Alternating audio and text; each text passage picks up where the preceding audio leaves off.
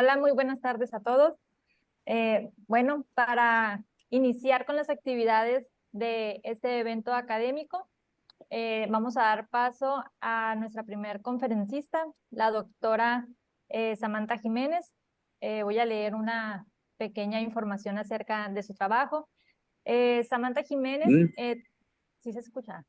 Samantha Jiménez tiene varios años de experiencia enseñando ingeniería de software, programación e informática a estudiantes de niveles licenciatura. Ha participado como líder en diversos proyectos de desarrollo de software, tanto para la industria como para la academia. Tiene un doctorado en ciencias de la computación y maestría en ingeniería de la Universidad Autónoma de Baja California y una licenciatura en ingeniería en sistemas computacionales por parte de la Universidad de Colima. Forma parte del Sistema Nacional de Investigadores de México. Sus intereses de investigación son la interacción persona-computadora, los sistemas de diálogo, la computación efectiva y los sistemas educativos. Ha presentado su trabajo en varios congresos y publicado más de 20 artículos en revistas científicas internacionales. El día de hoy nos presenta una conferencia magistral titulada El rol de la computación afectiva en los sistemas e-learning. Entonces, vamos a dar paso a su presentación, doctora. Muchísimas gracias. Muchas gracias por la presentación, doctora Carolina. Voy a compartir mi pantalla y me confirman si pueden visualizarla. ¿Se ve bien? Ok. Bueno, vamos a comenzar. Este es el contenido que tenemos preparado para esta presentación, un poco de introducción, retroalimentación afectiva, qué es, cómo se está utilizando, qué es lo que hace falta, algunos experimentos que realizamos en esta área, resultados que obtuvimos, conclusiones y el trabajo futuro. Me gustaría saber si saben utilizar en el Zoom la partecita donde pueden levantar la mano. Quisiera hacerles algunas preguntas a lo largo de la presentación y me gustaría que participaran de esa forma. Entonces, voy a comenzar, ¿no? Me gustaría saber si alguien aquí ha experimentado algún tipo de aprendizaje en línea. ¿Podrían levantar la mano los que sí, por favor?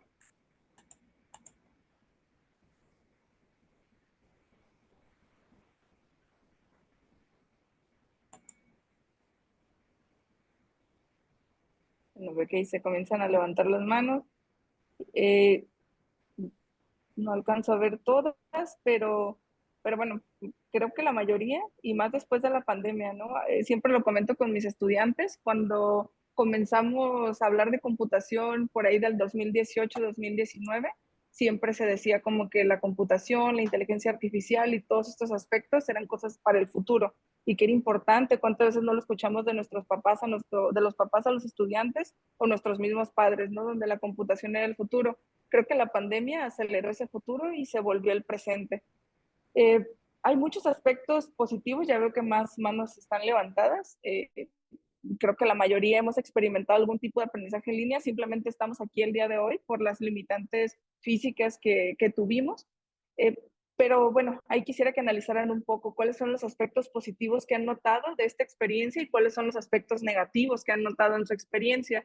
Yo les voy a compartir, al menos en mi caso, un aspecto positivo es que acorta distancias y tiempos, ¿no? El tener algo que esté en línea, que esté disponible todo el tiempo, en cualquier lugar, en cualquier momento, eso es algo muy positivo.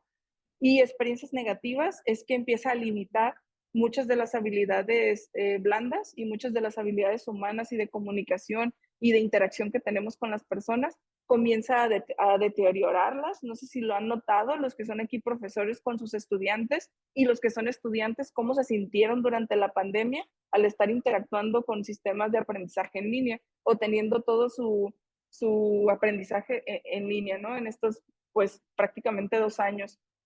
Si quieren ya pueden bajar la mano porque más adelante vienen otras preguntas. ¿Qué es el e-learning o qué es el aprendizaje en línea? Como lo comentábamos, es un enfoque educativo que requiere de la tecnología, del internet, del multimedia para poder llevar a cabo ese ambiente de aprendizaje en lugar de que estemos en un aula tradicional o física. Los estudiantes aquí revisan su material de estudio, pueden interactuar con instructores. A veces el instructor no necesariamente es un humano el que está detrás de, pero existe esa interacción con esa entidad, sea humana o no, para completar las actividades en línea. Entonces, de manera general, el proceso de aprendizaje involucra a un estudiante. Este es el actor principal. A veces se nos olvida cuando estamos como estudiantes, creemos que todo es responsabilidad de los demás y se nos olvida tener ownership de nuestro aprendizaje, tomar control y liderazgo de nosotros mismos para poder llevar a cabo las competencias que se requieren. Es cierto que el tutor o este ente que comentábamos bien puede ser una computadora, puede ser un sistema de inteligencia artificial, puede ser una persona, puede ser este ente que nos está facilitando la información de todos esos materiales de aprendizaje que tenemos y existe esta retroalimentación, esta interacción entre el estudiante, el tutor y los materiales donde se lleva a cabo este proceso, que es muy importante. ¿Cuántas veces no hemos visto videos en YouTube donde nos gustaría poderle hacer una pregunta al que está exponiendo? Incluso la hacemos, ¿no? A veces en los comentarios me ha tocado que algunas personas en algún video que he subido me hagan preguntas en el video de YouTube, y cuando tienes a tus estudiantes, y más si son materias a lo mejor de programación, que es donde está mi experiencia, requieren mucho apoyo, te preguntan, tienen situaciones distintas. Entonces la retroalimentación, quedémonos con eso, ¿no? Siempre forma parte importante del proceso de aprendizaje. Y pues obviamente los materiales, ¿no? Entre más completo está el material, la retroalimentación, digamos, va bajando, no es tan necesaria. Siempre es importante, pero si mejor está el material, menos preguntas podría ser que le surjan al alumno. Digo, no es una regla, pero es en mi experiencia lo que he notado. ¿Cuáles son los tipos de aprendizaje en línea? Cursos en línea, con todos estos cursos que puedes tomar ahí, que donde tú vas y ves los materiales. A veces sí hay un tutor que está dando retroalimentación. Los sistemas de gestión de aprendizaje, como LMS, que son como Blackboard, Moodle o otras diferentes plataformas. Ellos, Canvas, en Estados Unidos usan mucho ese, Blackboard, que es el que utilizamos en UABC, y sé que aquí en Sinaloa usan mucho Moodle también. Esos sistemas de aprendizaje, sí hay un profesor, hay materiales, hasta el estudiante, entonces se involucran todos los actores, están los foros de discusión, que es donde debería llevarse a cabo esta retroalimentación.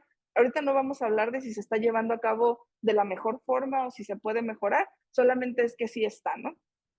Tenemos los MOOC, que son los cursos en línea masivos y abiertos, de estos como tipo Udemy, que también puedes entrar y preguntarle al instructor en algún momento, y te puede dar retroalimentación o te puede apoyar en ciertas preguntas. No está en tiempo real, los cursos están grabados, y también creo que a lo mejor la mayoría de aquí ha experimentado en algún curso de estos pros y contras. Webinarios y videoconferencias como la que estamos teniendo ahorita, y contenido de aprendizaje interactivo, que son como a lo mejor sistemas tutores inteligentes, este tipo de aprendizaje o este tipo de plataformas donde ya hay otra estructura, videojuegos, donde se puede aprender, de eso también hay mucha teoría, o elementos que no solo involucren gamificación, sino como un videojuego en sí. Todos estos son elementos que pueden apoyar el aprendizaje en línea o donde se lleva a cabo ese aprendizaje. Entonces ahora me gustaría que volvieran a levantar la mano. Principalmente me interesa la opinión de todos, pero ojalá que los alumnos estén aquí escuchando. Me gustaría saber qué opinan, ¿no? ¿Cuáles son las emociones más comunes que los estudiantes experimentan durante el aprendizaje en línea? Si alguien quiere abrir su micrófono y participar, estoy encantada, ¿eh? Si no quieren abrir el micrófono, lo pueden poner en el chat. Me gustaría saber cómo se sienten, ¿no? Cuando estás así experimentando en línea, remóntense unos años atrás durante pandemia. ¿Qué emociones experimentaban durante estas clases en línea en su universidad o preparatoria? No sé en qué nivel educativo estaban en ese momento. Podrían ponerlo en el chat, o si quieren abrir micrófono y participar, adelante.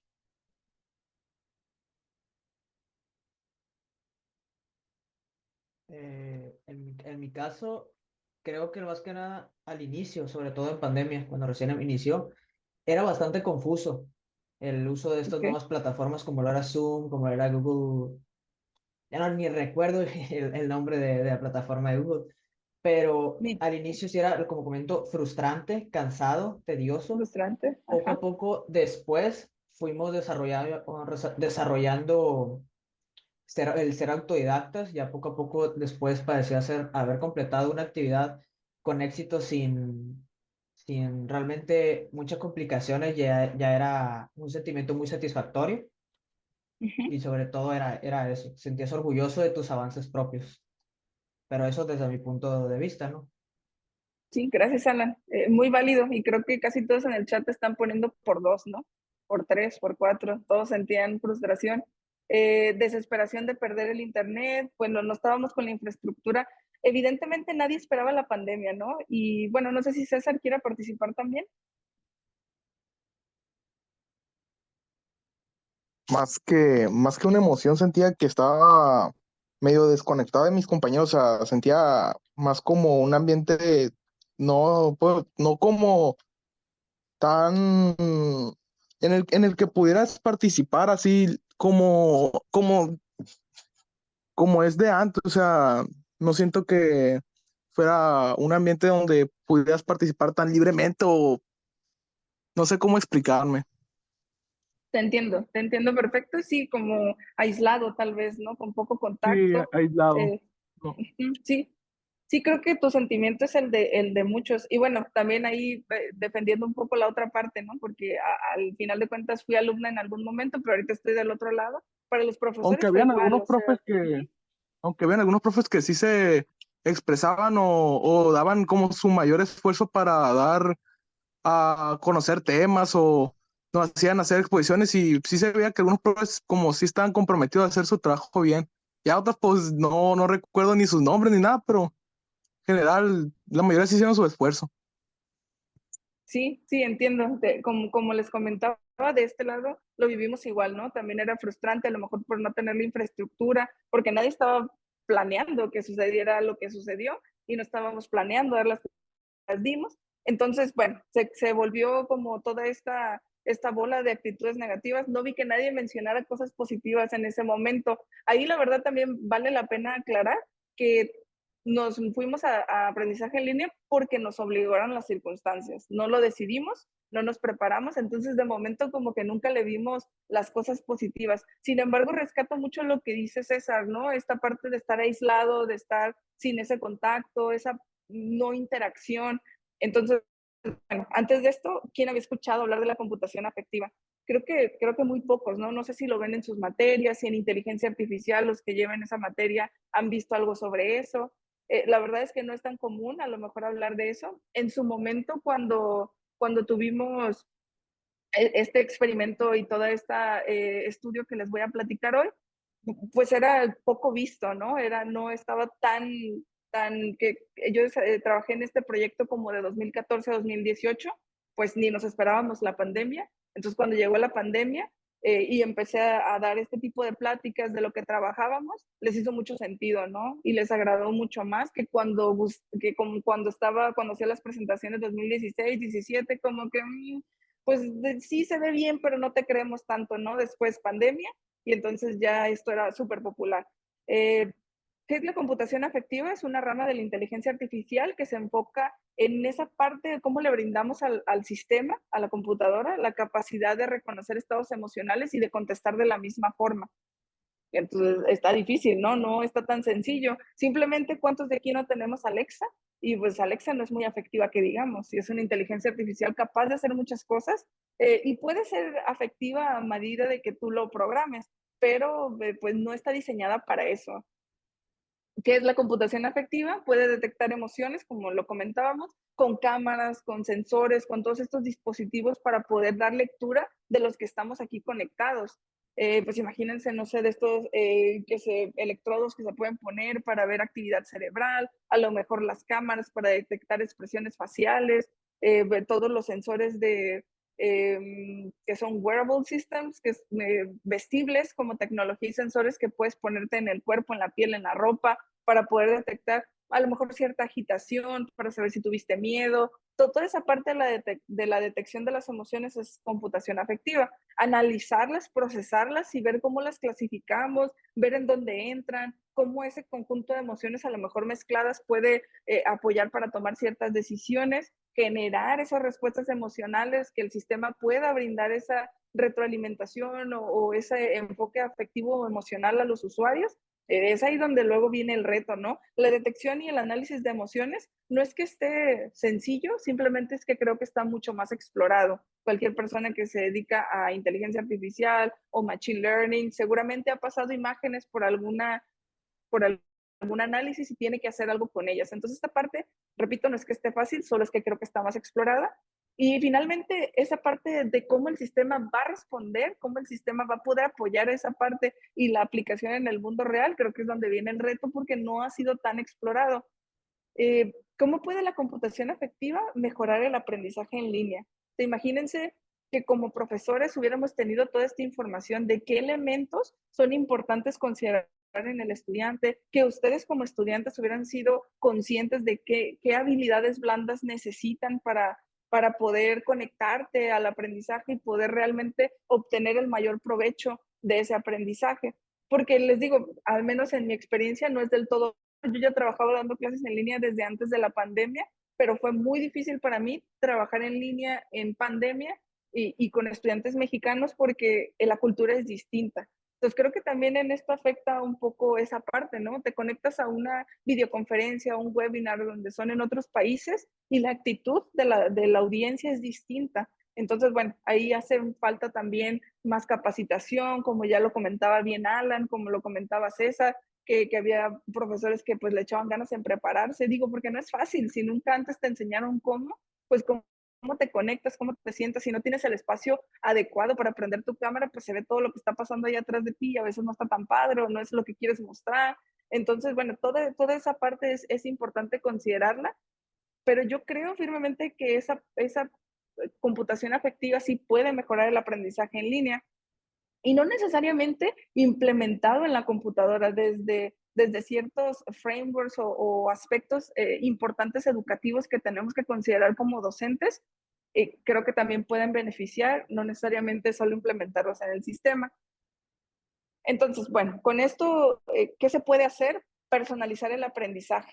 ¿Cuántas veces como profesor en el aula tú detectas? O sea, somos capaces como profesores, ese instinto se va detectando así como las mamás, ¿no? Que tienen ese instinto de protección o como los papás que a lo mejor tienen ese instinto también de protección por los hijos. Como profesores, pues nosotros podemos detectar como, ¿sabes qué? Este alumno como que no la está cachando tan en tiempo real, a lo mejor necesita un poquito más de apoyo, más de soporte. Le puedo dar ese feedback de, oye, ¿sabes qué, César? Lo estás haciendo muy bien, o sea, lo estás haciendo muy bien, sigue adelante, tal vez todavía no llegamos al objetivo, pero ahí vamos, ¿no?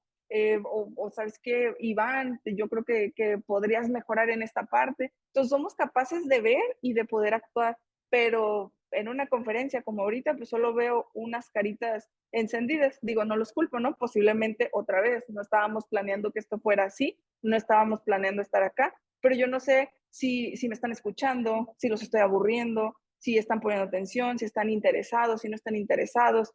Es difícil si no estamos con las condiciones para llevarlo a cabo, pero en el aula sí podemos. Entonces, cuando ya venimos a estos ambientes de aprendizaje, pues es difícil, pero tenemos que buscar la forma de poder dar ese feedback y de poder personalizar ese aprendizaje, detectando también las emociones negativas, como decíamos, frustración, aburrimiento. Si la cámara estuviera encendida y nosotros como profesores humanos o la computadora como ente que te está haciendo esta labor de tutoría pudiese detectar que estás frustrándote, podría bajar el nivel tal vez del ejercicio que están presentándote.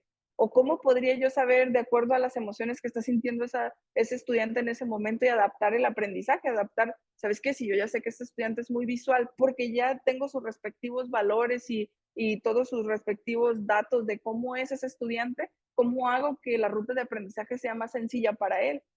¿Cómo hacemos para que estas evaluaciones realmente no se sientan como que son exámenes y como que el profesor solo está de ese lado o el tutor computador está de ese lado solo diciendo tú sí sabes o no sabes, ¿no? Sino cómo esas evaluaciones se pueden aplicar de cierta manera que sea más sencillo para el estudiante comprenderla, pasarla y poder mostrar lo que ha adquirido y ha aprendido. Porque dudo mucho, hasta aquellos estudiantes que han reprobado, dudo mucho que sean el mismo estudiante hoy que el que inició la carrera, ¿no? Hasta esos estudiantes que van en 70 y van pasando de panzazo, dudo mucho que sean los mismos que los que entraron. De que hay un progreso, hay un progreso.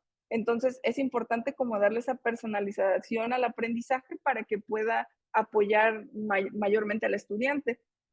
La integración de la retroalimentación en tiempo real, que esa es la parte donde experimentamos y es de lo que quería platicarles en esta charla. Esa retroalimentación que le puedes dar al estudiante siempre afecta e influye en la motivación, y la motivación es bien sabido que además de ser multifactorial, pero la motivación tiene un gran impacto en el aprendizaje.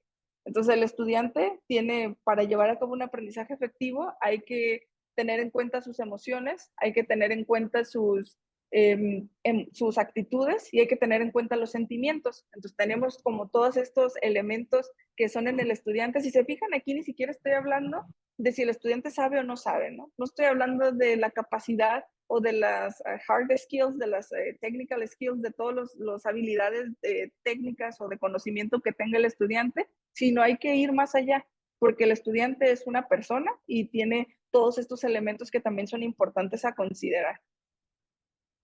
Entonces, ¿cómo se llevó a cabo esta retroalimentación afectiva? Con este modelo que se creó una taxonomía de diálogo afectivo, de la creación de la clasificación de diálogo que se iba a dar, una gramática libre de contexto donde se iban incorporando y llenando de palabras y frases que pudieran motivar al estudiante, y frases afectivas que se generaron de los mismos estudiantes. Entonces, para la taxonomía del diálogo teníamos este tipo de clasificación. Para la gramática libre de contexto era algo como esta gramática donde se iban llenando por las frases, y pues estas eran algunas de las frases que se generaron. Y este se probó con una muestra de 166 estudiantes, 38 mujeres, 128 hombres. Lo probamos en un ambiente del área de computación. Es difícil encontrar mujeres en esas áreas, pero bueno, 38 fue un buen número también. ¿Qué se generó de este primer estudio? Hubo un proceso de limpieza de las palabras, es decir, se les solicitó a los estudiantes que llenaran desde esta clasificación de encouragement, de eulogio y de felicitación. Aquí llenaban los estudiantes algunas frases que a ellos les gustaría escuchar de los profesores. La verdad es que fue bastante, sí había muchos que ahí nos estaban troleando, ¿no? O sea, que ponían cualquier cosa, pero la mayoría contestó de una buena forma. Y fue sorprendente para algunos profesores que no sabían que el estudiante al final de cuentas sí requiere esa palmadita en la espalda y de decirle, oye, lo estás haciendo bien. Sí lo requieren y sí lo quieren. En este proceso de limpieza se generaron las frases, hubo una limpieza que se hizo automática, se generaron 221 palabras, se clasificaron en sustantivos, verbos y adjetivos para poder llenar la gramática libre de contexto. ¿Cómo se evaluaron? Hay un método para evaluar la efectividad que se llama arousal y valencia. El arousal es qué tanto te activa la palabra o cualquier cosa que estés evaluando, ¿no? Bien podrían ser sistemas, se utiliza también para medir usabilidad, se utiliza para diferentes cosas, pero aquí es qué tanto te activa, y la valencia es qué tan feliz o triste te pone, ¿no? En esa escala pictográfica que pueden ver en la diapositiva. En esta evaluación, posteriormente a esto se obtuvieron de los 166 estudiantes, y después se hizo una valoración de eso. Los estudiantes se registraron en el sistema y entonces cada palabra se iba evaluando con la escala que les mostraba. Cada palabra fue evaluada 13 veces y se calculó un promedio. Esta muestra fue una muestra distinta, eran 184, 128 hombres y 38 mujeres.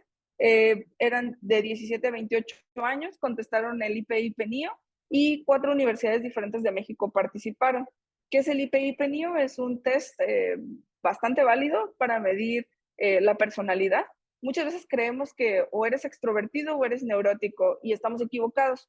Puedes ser extrovertido y también neurótico. En este modelo Ocean son openness, conscientiousness, extroversion, neuroticism y agreeableness. Estos son los 5 elementos que componen a la personalidad de una persona, y cada uno de ellos tiene un nivel, es decir, todos somos extrovertidos en un nivel. Puede ser extrovertido bajo, lo cual llamaríamos introvertido, o puede ser neurótico bajo, que quiere decir pues que no eres neurótico, o puede ser abierto altamente, entonces quiere decir que eres una persona muy abierta, en fin, cada una de las cosas que se describen ahí en el modelo. Se llevó a cabo esa parte.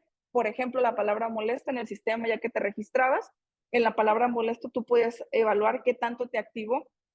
Ahí vamos a poner que si yo leo esa palabra, me activa en ese nivel. Y en la valencia yo digo, ¿sabes qué? Me activa en ese nivel negativamente o positivamente, ¿no? Dependiendo. La palabra molesto me activa mucho, pero me activa negativamente. Entonces, con eso se van sacando resultados y utilizando esta técnica de FuseCC Means, que es para hacer clusters, para hacer agrupaciones.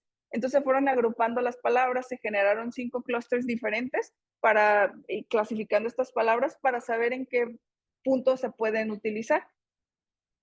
Esto es el sistema de retroalimentación afectiva. Se convirtió todo esto que les platicaba conceptualmente y la idea se convirtió en un chat, en esta caja de texto donde puedes conversar con este tutor.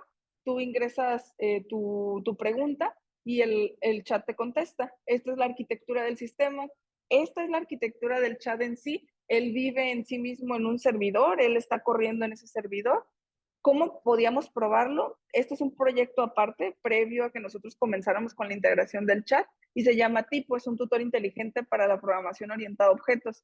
En este sistema vive en otro servidor y lo comunicamos con el chat por medio de una API REST. Entonces, por medio de eso se comunican las bases de datos, básicamente. Cualquier cosa que esté registrada en tipo o usuario se comunica con el sistema de retroalimentación afectiva, y entonces ahí es donde puede estar la interacción del estudiante con esta entidad de caja de texto. Entonces, bueno, luce como esto ya cuando se integra en el sistema. Aquí hay unas imágenes de cuando estuvimos haciendo las pruebas con los estudiantes. ¿Y qué se midió? Primero generábamos un perfil del estudiante para saber cuál es la personalidad que tiene el estudiante, el género, el rendimiento académico. Con el Ocean, con el modelo de Big Five que les comentaba, apertura, responsabilidad, extroversión, cordialidad o neurotismo, podíamos clasificar al estudiante en cada uno de ellos, si eran bajos, si eran medios o si eran altos. Eso ya te lo da el test, no lo hicimos nosotros, eso ya estaba dado ahí. Medimos rendimiento académico, tomamos como threshold, como en casi todas las universidades en México, eres un alumno regular arriba de 80, ¿no? Básicamente para solicitar una beca o cualquier cosa, ese es como el punto medio. De ahí hacia arriba era un estudiante de un alto rendimiento, de ahí hacia abajo era un estudiante de bajo rendimiento. Y la motivación se calculó con un test que se les aplicaba posterior a la interacción con el sistema afectivo, y aquí podías estar no motivado, motivado o altamente motivado, y ahí se agruparon las clasificaciones utilizando software estadístico. Este es el instrumento para medir la motivación. Se utilizó esta metodología, escala de 5 puntos Likert, se pasó por una serie de estadísticas de confiabilidad, y con eso pues podemos concluir que el instrumento era válido. Nos lo han pedido para otros proyectos en otros países, nos han escrito para decirnos que si les podemos pasar, porque como que la validación y todo el proceso que hicimos les ha gustado y es válido, y lo hemos compartido con otras áreas, incluso eran áreas de la salud donde querían medir la motivación en el uso de ciertos sistemas. Y entonces, bueno, el procedimiento fue que se recolectó esta información. 39 alumnos de carrera relacionada con ciencias computacionales tuvieron una sesión de 20 minutos para esta recolección de elementos, y luego se analizó personalidad. En el primero se analizó rendimiento académico y género, y en el segundo se analizó personalidad. 29 alumnos en la carrera de contabilidad, y aquí interactuaron 4 sesiones con el chat de 30 minutos. Hubo un análisis previo a la interacción y post la interacción de afectivo contra no afectivo. Y estos fueron los resultados. En general, podemos concluir que los resultados por género no eran significativos, es decir, la prueba no indica que exista diferencia entre si se motivaban más los hombres o las mujeres. Básicamente no podemos concluir que el género es determinante para saber si el hombre o la mujer necesita más retroalimentación afectiva o no. Es decir, salieron de la misma forma. Hasta aquí no sabemos si sí lo quieren o si no lo quieren, pero salieron iguales, ¿no? Hombres y mujeres, no hay diferencia hablando de género. Y por rendimiento académico, aquí utilizamos una prueba en ambas fue de Man with You. Esta prueba sugiere que la motivación de los estudiantes cuando utilizan la retroalimentación afectiva, sí hay diferencia significativa entre los grupos de bajo rendimiento académico contra los de alto rendimiento académico. Es decir, un estudiante de bajo rendimiento académico requiere o está esperando tener más motivación, porque esos son los que se motivaban más. Ahí sí encontrábamos que había un disparo en esos alumnos de bajo rendimiento académico. En el análisis de personalidad fue bastante interesante saber que aquí están las pruebas de Kruskal-Wallis, y ahí con neurotismo es con la que hubo diferencia significativa.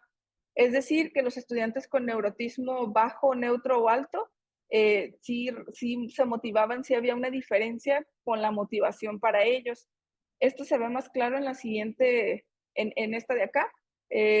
Bueno, en la siguiente, ahorita lo vamos a explicar, pero previo a la interacción se midió la motivación y se midió la motivación post-interacción. Entonces tenemos que el 17.24% incrementó su motivación, es decir, al principio a lo mejor estaba en motivación baja y después de utilizar el sistema se fueron a retroalimentación media. Muchos estudiantes, bueno, el 6.9 disminuyó la motivación, es decir, antes de utilizar el sistema estaban en cierto estado de motivación y después de que utilizaron el sistema se regresaron, es decir, se fueron a una motivación neutral.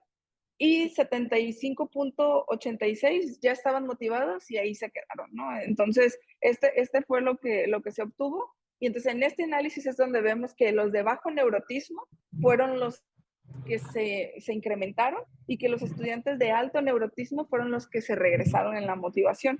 Es decir, que cuando el alumno tiene bajo neurotismo, cuando tiene bajo neurotismo puede ser afectado por la afectividad. No la estaba recibiendo muy bien, tal vez él siente que no la necesita, tal vez esta pantalla barrera que pones de bloqueo ante algo que no quieres, ¿no? Y que no estás abierto a escuchar, posiblemente fue lo que pasó. También comparamos el chat afectivo y el chat no afectivo, es decir, el mismo sistema con la misma cajita de texto, una sí brindaba afectividad, la otra no. Y en este no afectivo daba la explicación nada más, no daba esa retroalimentación con la gramática que explicamos, con las frases que comentamos. Y aquí veíamos que los estudiantes estaban altamente motivados con el afectivo y con el no afectivo, los estudiantes que estuvieron motivados con el no afectivo y con el afectivo, y un estudiante no motivado con el no afectivo y con el afectivo 0. Entonces, estos fueron los resultados. Y como conclusiones, pues podemos decir que la retroalimentación afectiva basada en frases, implementada en los tutores inteligentes, que fue lo que probamos, ¿no? Después se hicieron algunos otros experimentos informales donde llevamos a la práctica todo este modelo de retroalimentación afectiva desde los cursos de Blackboard, donde estudiantes, donde profesores utilizaban como este kit, digamos, o este framework de trabajo para contestarle a los estudiantes y obtuvimos también buenos valores. Esto no viene en esta presentación, en esta charla, pero se siguió llevando a cabo esto ya de manera humano-humano, ¿no? Donde lo implementábamos, como les decía, esa palmadita o esa validación que requerimos en general todos, ¿no? A lo mejor cuando ya estamos como profesores o en la vida profesional, tal vez esa palmadita significa un dinero extra, un ingreso diferente, pero existe. Entonces, en el estudiante, pues no es de ese tipo la palmadita, es una palmadita distinta, pero también la requieren. El modelo propuesto se vio que beneficia más a los estudiantes de bajo rendimiento académico. El score de neurotismo que tiene el estudiante sí influye en la motivación que se genera con el uso de la retroalimentación afectiva. Y los estudiantes con neurotismo alto fueron los menos beneficiados, incluso podríamos decir que se vieron afectados, ¿no? Si estaban en buena motivación y tú empiezas a hablarles como de una forma motivante, los desmotivaste, ¿no? Eso es como lo que se obtuvo de este trabajo. Y como trabajo futuro, no sé si se alcanza a ver aquí que se mueven, trabajamos con algunos estudiantes que desarrollaron en Blender estos agentes o avatars, porque hasta el momento todo lo que les platiqué era comunicación verbal. Sin embargo, los gestos, como les comentaba, ¿no? El abrir la cámara y estarnos viendo, pues es importante. Entonces, se trabajó en este software de Blender tiene la bondad de que puedes diseñar las articulaciones y por eso puede hacer cierta motricidad fina, que como pueden ver no se nota tan real, pero puede hacer ciertos movimientos con los dedos que son bastante buenos, porque algunos de los artículos que existían pues eran dibujos o animaciones en 2D, entonces este fue una mejora. Entonces, la idea aquí era incrustarlo en tipo, como pueden cambiar un poco la presentación. Esta es la parte de servidores, en pruebas, en localhost, y este era el tipo de lo que se busca, ¿no? El poder incorporar esto cuando se les da retroalimentación afectiva y que puedan ver esta parte no verbal también. ¿Qué otra cosa se puede hacer como trabajo futuro? Pues como les comentaba, cada una de las palabras y frases están evaluadas, tienen un score de arousal y un score de valencia. De momento no se ha trabajado en hacer esa, a lo mejor con aprendizaje automático, poder ver si hay cierta tendencia entre ciertos valores de frases o de palabras, ese peso afectivo, ver cómo impacta o influye en otros, en el estudiante y en sus diferentes tipos, y poder en algún momento personalizar, como comentábamos que era importante, hacia el estudiante. A lo mejor hay de menos afectividad, ir a más afectividad o viceversa, ¿no? Regresar, tal vez estoy muy arriba y estoy viendo que lo estoy perdiendo, que no estoy realmente impactando como quiero impactar, e irnos hacia menos afectividad. Estas son algunas de las referencias utilizadas para la plática y con eso finalizo. Nada más me gustaría concluir que la afectividad es importante y cualquier elemento que pueda sumar en el aprendizaje es bienvenido, tanto desde la parte de estudiante como a la parte de profesor. Mi recomendación para los estudiantes es que se hagan responsables de sí mismos en tomar ese liderazgo de su vida académica y no dejar todo en el lado del profesor. Y la recomendación para los profesores, si me lo permiten, es simplemente decirles que los estudiantes son más que solo eso, ¿no? También son personas y a veces sí necesitan que les demos ese feedback positivo. Gracias. Muchísimas gracias a la doctora Samantha Jiménez. No sé si por parte de los aquí presentes que están conectados en esta plática, ¿alguien tiene alguna pregunta? ¿Algún comentario, algo que quieran compartir?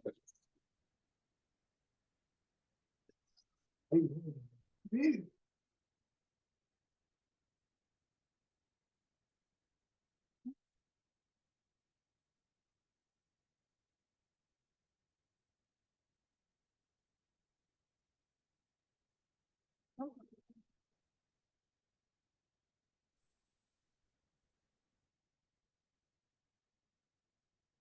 Bueno.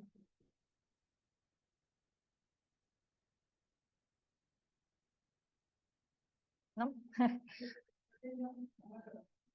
A ver, aquí no sé, César, no sé si tiene una pregunta o solo se le fue la manita.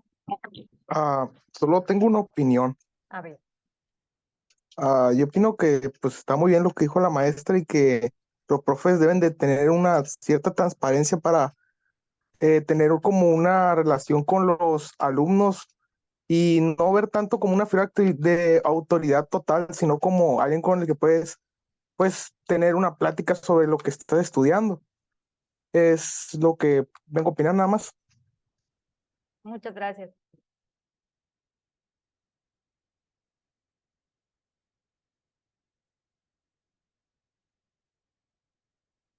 Muy bien. Bueno, si ya nadie tiene ninguna pregunta. Sí, buenas tardes. ¿Sí? Sí, pues estuvo muy interesante, la verdad, desde que inició a raíz de la pandemia toda esta comunicación o la educación de manera virtual. Sí ha habido un gran cambio que ha sido necesidad, yo creo, estos valores afectivos entre el alumno y el maestro sí han sido muy importantes para generar pues más una mejor relación, porque a veces los malos niños se dormían en la clase, la mamá a veces no querían entrar a clases, les parecía muy aburrido, y pienso que todas esas técnicas o todos los métodos que se han actualizado pues han venido a mejorar todos esos conceptos de esa relación. A veces nosotros como adultos, a veces nos cansa, y un niño pequeño, pues sí, para él que está acostumbrado más a la cuestión social, de jugar con sus compañeros en el salón y eso, sí ha sido algo difícil para ellos. Pues sería todo por mi parte. Muy interesante. Muy bien, muchas gracias. ¿Alguien más? ¿No?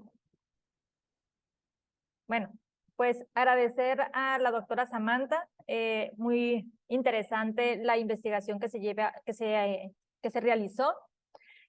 Me parece muy importante el que hayan podido identificar este tipo de pues de retroalimentaciones que, como dicen, era a lo mejor algo que no se tenía muy trabajado y que pues fue de mucho beneficio ahora en esta etapa que nos tocó vivir de trabajo a distancia, ¿no? Y de la manera en la que se elevó